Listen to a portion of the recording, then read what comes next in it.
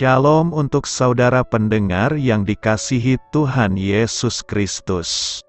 Selamat siang dan salam sejahtera untuk kita semuanya. Selamat datang kembali di renungan siang dan doa siang pada hari ini. Semoga saudara yang terkasih dalam keadaan sehat selalu. Kiranya damai dan sukacita Roh Kudus melimpah di dalam hati dan pikiran saudara saat ini. Sebelum kita mulai renungan pada siang hari ini, marilah kita bersama-sama berdoa. Bapa di kerajaan sorga, terima kasih atas penyertaan yang Engkau berikan kepada saya atas siang hari yang indah ini. Terima kasih telah memberi saya kesempatan untuk selalu dapat bersyukur atas segala pekerjaan yang aku kerjakan. Maka dari itu, saya mohon sertailah selalu diri ini sepanjang hari ini. Terima kasih atas berkat Tuhan hingga saat ini aku masih bisa merasakan kebaikan Tuhan dan buatlah agar bibirku selalu mengucap syukur kepadamu. Tuhan Yesus Kristus, terima kasih pada saat ini saya masih bisa bekerja. Tuhan, saat ini saya akan memulai pekerjaan saya. Berkatilah pekerjaan ini dan sertailah sepanjang saya selama bekerja pada hari ini, agar menjadi berkat bagiku, bagi keluargaku dan juga tempat saya bekerja. Berkati seluruhnya di siang hari ini agar berjalan dengan baik dan menjadi berkat untuk kami jalani bersama dengan anak Tuhan yang lainnya. Dalam nama Tuhan Yesus, aku berdoa. Amin. Sahabat pendengar yang kami cintai, bacaan renungan dan ayat emas Alkitab renungan kita siang hari ini akan kita mulai. Nats bacaan kita siang hari ini adalah, tetapi, kamu akan menerima kuasa bila mana Roh Kudus turun ke atas kamu, dan kamu akan menjadi saksi-saksiku di Yerusalem, di seluruh Yudea dan Samaria, dan sampai ke ujung bumi. Tertulis di dalam kitab Kisah Para Rasul 1 ayat 8, judul renungan kita hari ini adalah Berbagi Pengalaman Hidup. Bacaan kita pada siang ini terambil dari kitab Kisah Para Rasul 1 ayat 6 sampai dengan ayat 11. Maka bertanyalah mereka yang berkumpul di situ, Tuhan, maukah Engkau pada masa ini memulihkan kerajaan bagi Israel? Jawabnya, Engkau tidak perlu mengetahui masa dan waktu yang ditetapkan Bapa sendiri menurut kuasanya. Tetapi kamu akan menerima kuasa, kalau Roh Kudus turun ke atas kamu, dan kamu akan menjadi saksiku di Yerusalem dan di seluruh Yudea dan Samaria dan sampai ke ujung bumi. Sesudah ia mengatakan demikian, terangkatlah ia disaksikan oleh mereka, dan awan menutupnya dari pandangan mereka. Ketika mereka sedang menatap ke langit waktu ia naik itu, tiba-tiba berdirilah dua orang yang berpakaian putih dekat mereka, dan berkata kepada mereka, "Hai orang-orang Galilea, mengapakah kamu berdiri melihat ke langit? Yesus ini, yang terangkat ke sorga meninggalkan kamu, akan datang kembali dengan cara yang sama seperti kamu melihat dia naik ke sorga." Ayat renungan kita ini terambil dari kitab Kisah Para Rasul 1 ayat 6 sampai dengan ayat 11. Kata bijak Alkitab hari ini adalah, Roh Kudus dapat menguatkan kesaksian. Paling sederhana sekalipun untuk menyentuh hati, mari kita mulai renungan siang kita. Baiklah, mari kita mulai segmen kisah inspiratif. Saya tersentuh dengan kebaikan hati seorang teman lama, yakni ketika dia membagikan ilmu dari pengalaman hidupnya sendiri. Selain agar saya dapat menarik hikmah dari pengalaman itu, Harapan lainnya agar saya dapat berkembang dalam pekerjaan yang sedang kami tekuni, karena kebetulan dunia profesi yang kami tekuni tidak jauh berbeda. Sungguh perbuatan yang begitu menyentuh hati saya. Berbagi ilmu adalah hal mulia yang dapat kita berikan kepada sesama, tanpa harus berprofesi sebagai guru. Saya meyakini bahwa setiap orang sebenarnya memiliki ilmu terkait hal tertentu, yang dapat dibagikan kepada orang lain. Kita dapat menyebut profesi apapun, dari yang paling mentereng sampai yang dianggap biasa, tetap ada ilmu yang bisa mereka bagikan dari pengalaman hidup mereka. Begitu pula dalam perjalanan mengiring Kristus, karena setiap orang pasti memiliki pengalaman yang dapat dibagikannya sebagai kesaksian tentang imannya. Inilah yang dapat kita pahami secara sederhana dari panggilan untuk bersaksi, seperti bunyi nas renungan hari ini. Sebagaimana Yesus memanggil murid-murid pada masa itu untuk menjadi saksi mulai dari Yerusalem sampai ke ujung bumi, kita pun dipanggilnya untuk berbagi pengalaman hidup bersama Kristus, yang bisa diawali dari keluarga kita sendiri. Terkadang kesaksian itu tak harus berupa kisah yang spektakuler, karena Roh Kudus dapat bekerja menguatkan kesaksian yang dianggap paling sederhana sekalipun, supaya hati orang terbuka untuk percaya. Maukah kita melakukannya? Kamu menjadi saksiku. Kisah Para Rasul 1 ayat 8 berkata, "Tetapi kamu akan menerima kuasa, kalau Roh Kudus turun ke atas kamu, dan kamu akan menjadi saksiku di Yerusalem dan di seluruh Yudea dan Samaria dan sampai ke ujung bumi." Orang percaya adalah saksi Kristus di tengah-tengah dunia ini. Menjadi saksi berarti kita harus mengenal dengan benar siapa yang hendak kita saksikan, agar kesaksian kita tidak salah. Banyak orang Kristen beranggapan bahwa perbuatan baik, bangunan gereja yang indah, salib adalah sebuah kesaksian orang Kristen kepada dunia. Ini betul, tetapi dalam ayat di atas, kesaksian yang Tuhan maksud bukan sekedar menampakkan kekristenan kita, tetapi kesaksian itu adalah buka mulut dan berbicara tentang Yesus. Di manakah kita bersaksi? Berdasarkan nas hari ini kita belajar bahwa kesaksian kita dilakukan di pertama, Yerusalem. Yerusalem ini berbicara lingkungan yang paling dekat dengan kita, yaitu keluarga kita. Sebelum kita bersaksi keluar, maka terlebih dahulu kita harus bersaksi kepada kita, yaitu ayah, ibu, kakak dan adik-adik kita. Setelah mereka semua diselamatkan, barulah kita bersaksi dalam lingkup yang lebih luas. Kedua, Yudea, ini berarti kita harus bersaksi dalam ruang lingkup yang lebih luas, yaitu bukan hanya di lingkungan keluarga kita saja, tetapi kita mulai menjangkau sanak saudara dan famili kita yang jauh. Jadi setelah keluarga kita diselamatkan bagi Tuhan, maka sekarang kita harus menjangkau sanak saudara kita yang lain. Mungkin kakek, nenek, paman, dan lain-lain. Ketiga, Samaria. Pada saat itu Samaria bukan hanya didiami oleh orang Israel saja, tetapi sudah didiami oleh orang-orang kafir. Oleh sebab itu, Samaria mempunyai arti bahwa kesaksian kita juga harus menjangkau orang-orang yang belum mengenal Yesus.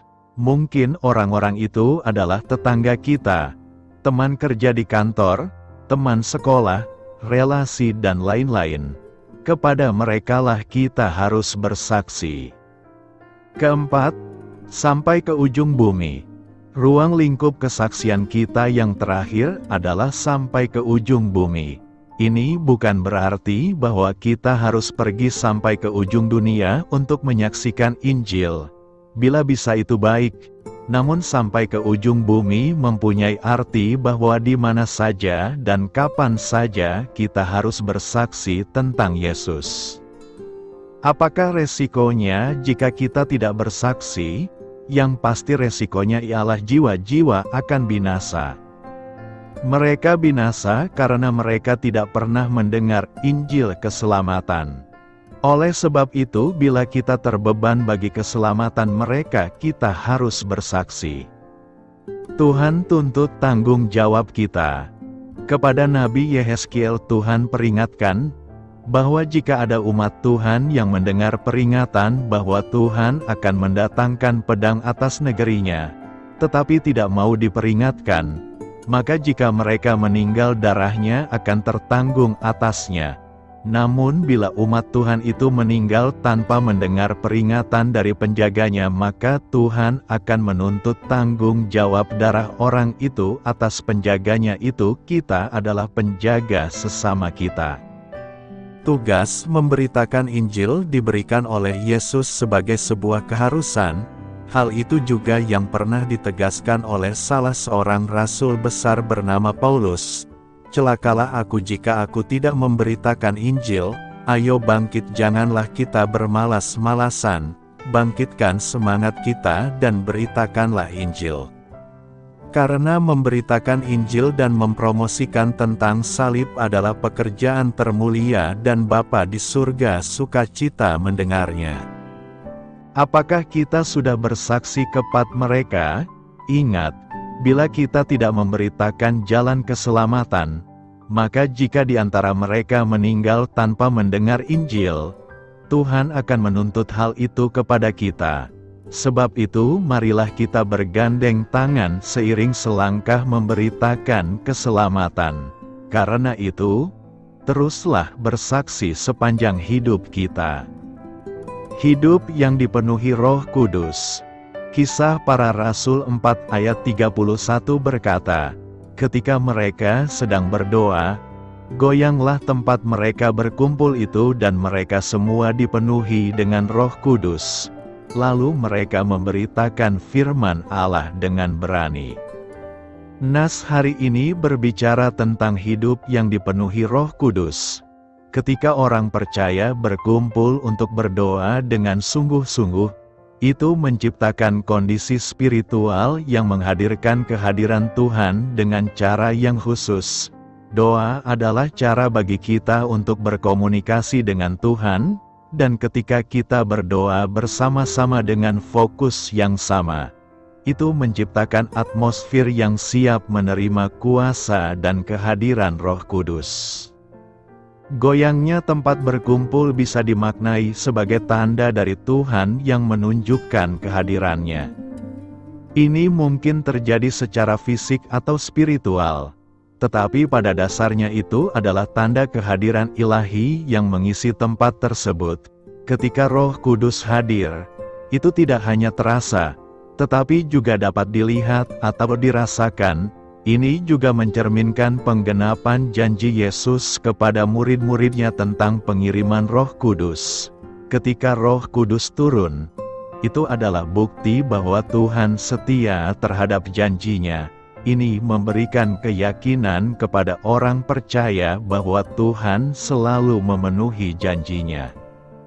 Ketika seseorang dipenuhi dengan Roh Kudus, itu memberikan keberanian dan kekuatan spiritual untuk memberitakan firman Allah dengan berani. Ketika kita diarahkan dan didorong oleh Roh Kudus, kita tidak lagi terpengaruh oleh ketakutan atau keraguan, tetapi kita menjadi saksi yang gigih dan penuh keberanian dalam menyatakan kebenaran firman Allah.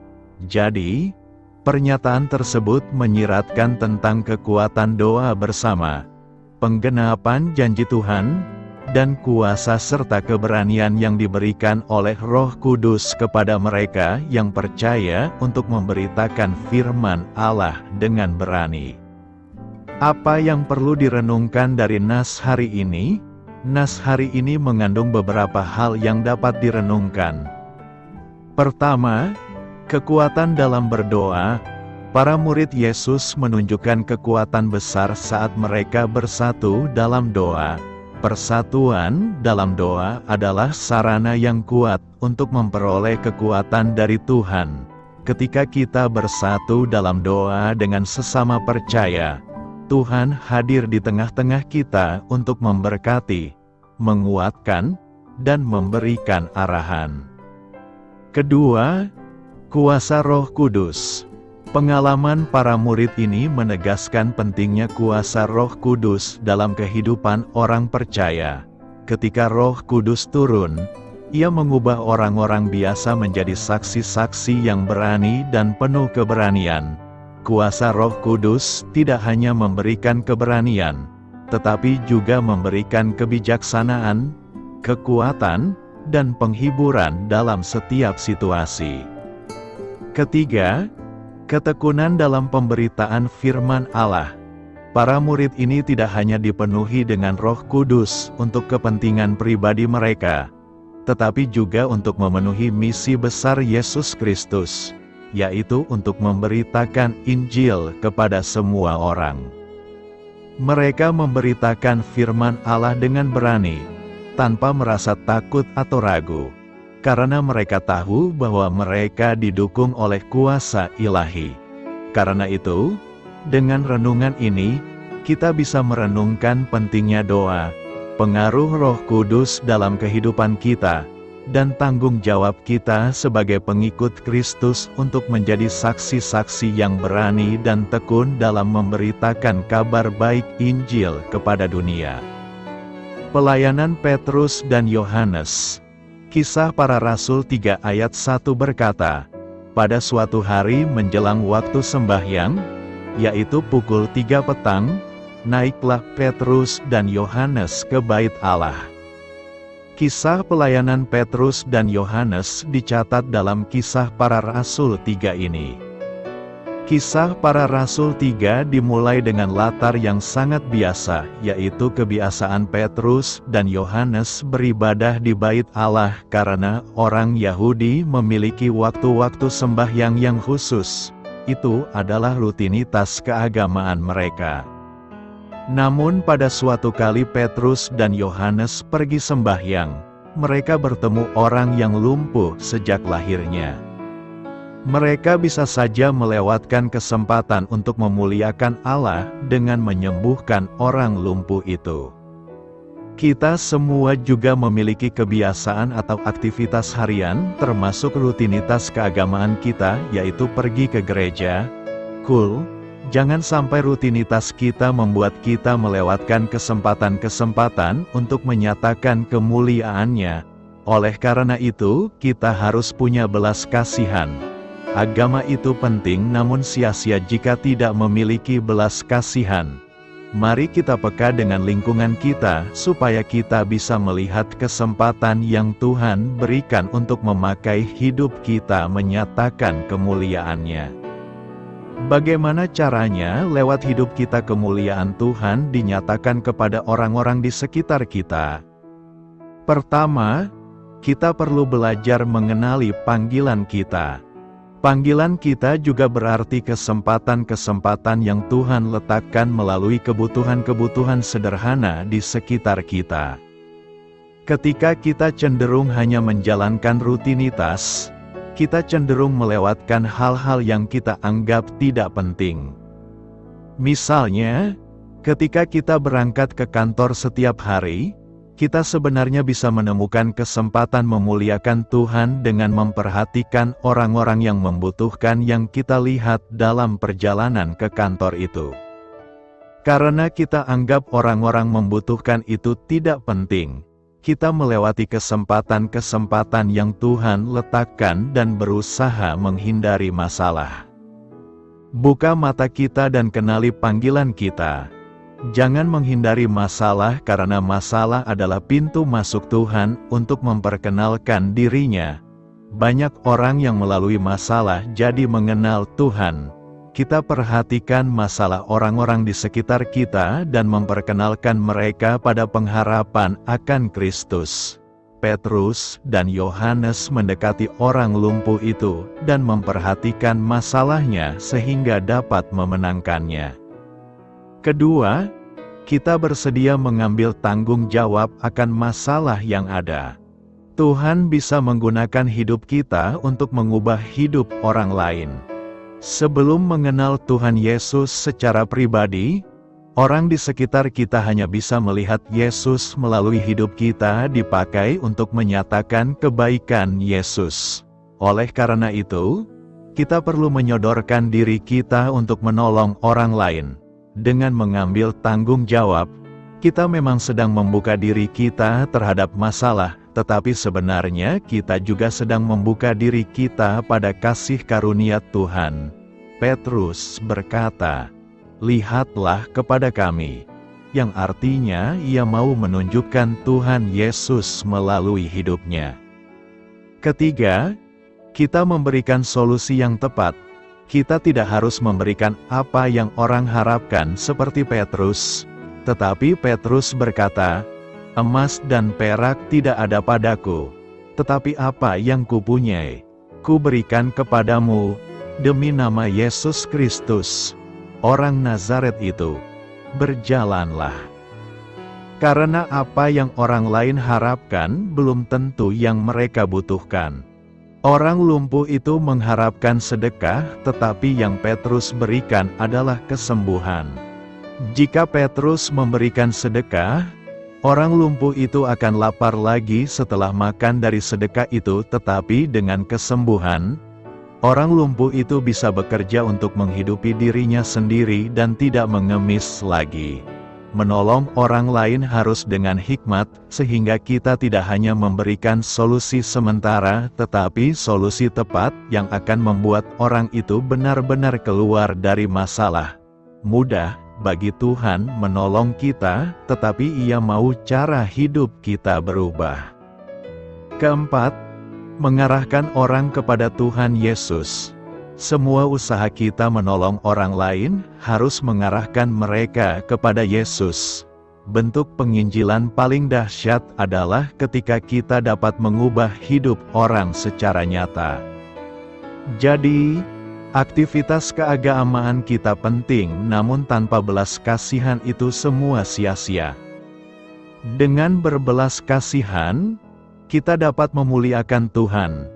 Melalui hidup kita Tuhan mau memperkenalkan dirinya. Oleh karena itu, kita perlu belajar mengenali panggilan kita, bersedia mengambil tanggung jawab akan masalah yang ada, memberikan solusi yang tepat, dan pada akhirnya kita mengarahkan orang kepada Tuhan Yesus. Dengan begitu, kita bukan hanya sekedar menolong orang lain, tetapi membuat orang itu menerima keselamatan sejati dari Tuhan Yesus. Untuk menambah pengetahuan saudara, maka kami akan meringkas dan membuat ringkasan Kitab Kisah Para Rasul. Kitab Kisah Para Rasul, juga disebut Kisah Para Rasul, tidak secara spesifik menyebutkan nama penulisnya. Dari Lukas 1 ayat 1 sampai ayat 4 dan Kisah Para Rasul 1 ayat 1 sampai dengan ayat 3, kita mengetahui bahwa penulis yang sama menulis Lukas dan Kisah Para Rasul. Tradisi sejak masa awal gereja adalah bahwa Lukas, rekan Rasul Paulus, menulis kitab Lukas dan Kisah Para Rasul. Artikel selengkapnya, siapa yang menulis kitab Kisah Para Rasul? Siapa penulis Kisah Para Rasul? Tanggal penulisan, Kitab Kisah Para Rasul kemungkinan besar ditulis antara tahun 61 dan 64 Masehi. Kitab Kisah Para Rasul ditulis untuk memberikan sejarah gereja mula-mula. Penekanan buku ini adalah pemenuhan amanat agung. Kisah Para Rasul mencatat para rasul menjadi saksi Kristus di Yerusalem, Yudea, Samaria, dan dunia sekitarnya. Kitab Kisah Para Rasul menyoroti karunia Roh Kudus, yang memberdayakan, membimbing, mengajar, dan melayani sebagai penasihat kita. Membaca Kitab Kisah Para Rasul, kita diterangi dan dikuatkan oleh kuasa Injil yang menyebar ke seluruh dunia dan mengubah kehidupan. Banyak mukjizat yang dilakukan pada masa ini oleh para rasul untuk mengesahkan pesan mereka. Kitab Kisah Para Rasul mencakup masa transisi antara kenaikan Kristus dan penyelesaian kanon Perjanjian Baru, dan mukjizat para rasul adalah sarana Allah untuk mengesahkan pesannya melalui orang-orang yang menulis Alkitab. Kisah Para Rasul 1 ayat 8 berkata, "Tetapi kamu akan menerima kuasa, kalau Roh Kudus turun ke atas kamu, dan kamu akan menjadi saksiku di Yerusalem dan di seluruh Yudea dan Samaria dan sampai ke ujung bumi." Kisah Para Rasul 2 ayat 4 berkata, "Mereka semua dipenuhi dengan Roh Kudus dan mulai berkata-kata dalam bahasa-bahasa lain ketika Roh memampukan mereka." Kisah Para Rasul 4 ayat 12 berkata, "Keselamatan tidak ada di dalam siapapun juga selain di dalam Dia, karena di bawah kolong langit ini tidak ada nama lain yang diberikan kepada manusia yang olehnya kita dapat diselamatkan." Kisah Para Rasul 4 ayat 19 dan ayat 20 berkata, "Tetapi Petrus dan Yohanes menjawab, 'Nilailah sendiri apakah benar menurut pandangan Allah untuk menaati Anda, daripada menaati Allah. Sebab mau tak mau kami berkata-kata tentang apa yang telah kami lihat dan dengar.'" Kisah Para Rasul 9 ayat 3 sampai ayat 6 berkata, "Saat Saul mendekati Damsyik dalam perjalanannya, tiba-tiba seberkas cahaya dari surga memancar di sekelilingnya. Dia terjatuh ke tanah dan mendengar suara berkata kepadanya, 'Saul, Saul, mengapa kamu menganiaya aku? Siapakah kamu?' 'Tuhan,' Saulus bertanya, 'Akulah Yesus, yang kamu aniaya.' Jawabnya, 'Sekarang bangunlah dan pergilah ke kota, dan kamu akan diberitahu apa yang harus kamu lakukan.'" Kisah Para Rasul 16 ayat 31 berkata, "Maka kata mereka, 'Percayalah kepada Tuhan Yesus Kristus, dan kamu akan diselamatkan.'" Kitab Kisah Para Rasul memberikan sejarah gereja Kristen dan penyebaran Injil Yesus Kristus, serta meningkatnya perlawanan terhadapnya. Meskipun banyak hamba yang setia digunakan untuk mengkhotbahkan dan mengajarkan Injil Yesus Kristus, Saul, juga disebut Paulus, adalah yang paling berpengaruh. Sebelum dia bertobat, Paulus dengan penuh semangat menganiaya orang-orang Kristen. Pertobatan Paulus yang dramatis dalam perjalanan ke Damaskus merupakan hal yang penting dalam kitab Kisah Para Rasul. Setelah pertobatannya, dia beralih ke hal yang sebaliknya, yaitu mengasihi Tuhan dan memberitakan firman-Nya dengan kuasa dan semangat dalam Roh Tuhan yang benar dan hidup. Para murid diberi kuasa oleh Roh Kudus untuk menjadi saksinya di Yerusalem, di Yudea dan Samaria, dan sampai ke ujung bumi. Yang termasuk dalam bagian terakhir adalah 3 perjalanan misionaris Paulus, pencobaan yang dialaminya di Yerusalem dan Kaisarea, dan perjalanannya ke Roma. Koneksi: Kitab Kisah Para Rasul berfungsi sebagai peralihan dari Perjanjian Lama ke Perjanjian Baru. Transisi ini terlihat dalam beberapa peristiwa penting dalam Kisah Para Rasul. Pertama, ada perubahan dalam pelayanan Roh Kudus, yang fungsi utamanya dalam Perjanjian Lama adalah pengurapan eksternal umat Allah, di antaranya Musa, Otniel, Gideon, dan Saul. Setelah kenaikan Yesus, Roh Kudus tinggal di dalam hati setiap orang percaya, membimbing dan memberdayakan mereka dari dalam. Roh yang berdiam di dalam diri kita adalah anugerah Allah kepada mereka yang datang kepadanya dengan iman. Pertobatan Paulus dalam Kisah Para Rasul 9 adalah contoh dramatis kuasa Allah yang menyelamatkan dan terbukanya mata yang buta secara rohani. Paulus mengakui bahwa sebelum bertemu dengan Juru Selamat yang telah bangkit, dia adalah orang Israel yang paling bersemangat dan tidak bercela dalam hal kebenaran berdasarkan hukum Taurat, bahkan menganiaya orang-orang yang mengajarkan keselamatan karena anugerah melalui iman di dalam Kristus. Namun, setelah pertobatannya, Paulus menyadari bahwa semua upaya legalistiknya tidak ada gunanya, dan dia menganggapnya sebagai sampah, supaya aku dapat memperoleh Kristus dan berada di dalam Dia, bukan dengan kebenaranku sendiri yang berdasarkan hukum Taurat, melainkan kebenaran yang berasal dari hukum Taurat. Adalah melalui iman di dalam Kristus kebenaran yang berasal dari Allah dan diperoleh melalui iman. Sebelum dia bertemu Kristus, Paulus telah dibutakan oleh kesalahan penafsiran hukum oleh orang-orang Farisi dan pendapat yang berlebihan tentang kebenarannya sendiri. Setelah dia bertemu Kristus, sisik-sisiknya jatuh dari mata Saulus. Kebanggaannya atas kebaikan dirinya digantikan oleh kemuliaannya di atas salib Yesus Kristus.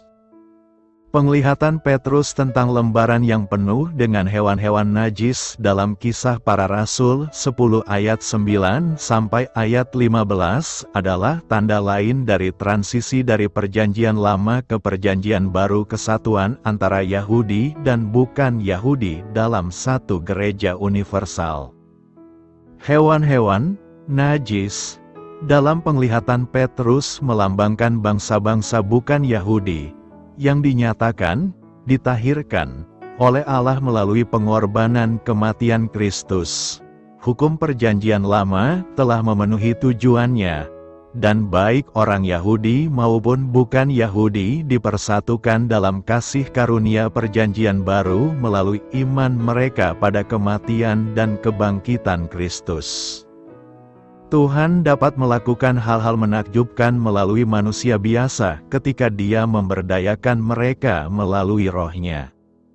Kitab Kisah Para Rasul menunjukkan bagaimana Allah pada dasarnya mengambil sekelompok nelayan dan rakyat jelata dan menggunakan mereka untuk menjungkir balikkan dunia.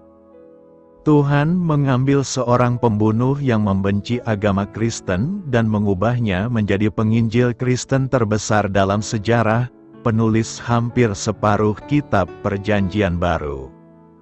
Tuhan menggunakan penganiayaan yang dialami umat Kristen untuk membantu menstimulasi pertumbuhan pesat gereja yang masih baru ini.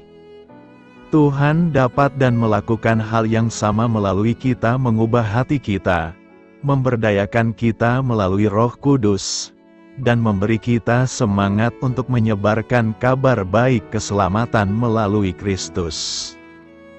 Jika kita mencoba menyelesaikan pekerjaan Tuhan di dunia dengan kekuatan kita sendiri, kita akan gagal.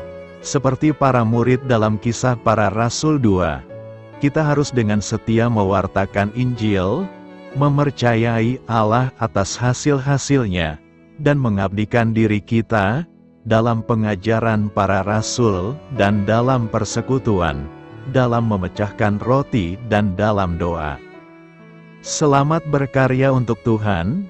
Selamat memulai karya dalam minggu ini untuk Tuhan. Doa saya menyertai saudara sekalian. Saya memberkati Anda agar sewaktu Anda mencarinya dari Dia, Bapa Surgawi Anda akan memberikan bagi Anda roti harian Anda. Dalam nama Yesus Kristus, Tuhan yang berkuasa atas alam semesta dan menuntun kita kepada iman yang menyelamatkan, Tuhan Yesus menyertai senantiasa. Tuhan memberkati. Amin.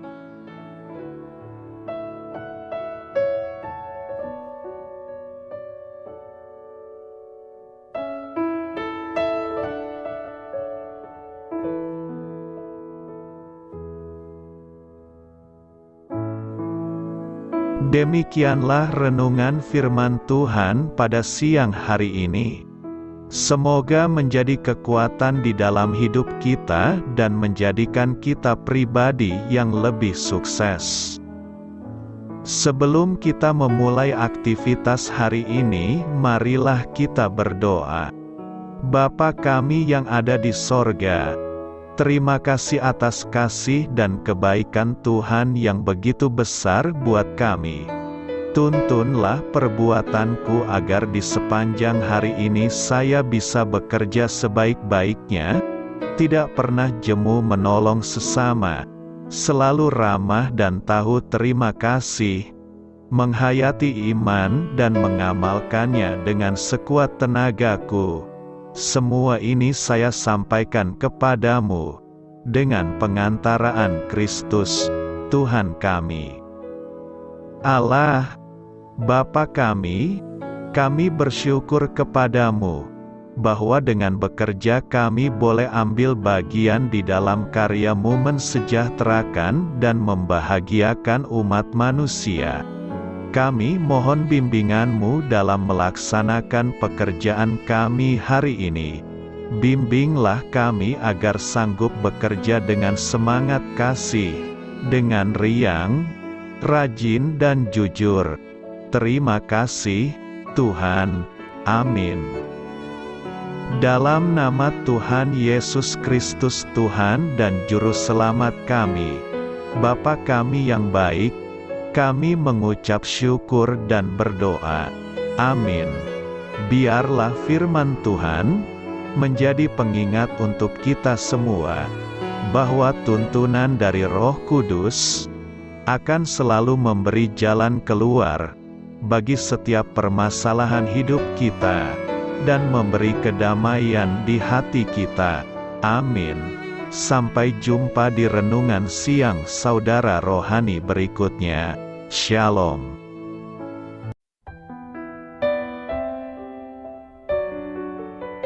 Halo untuk semua pendengar saudara rohani yang terkasih di dalam nama Tuhan Yesus Kristus dimanapun berada.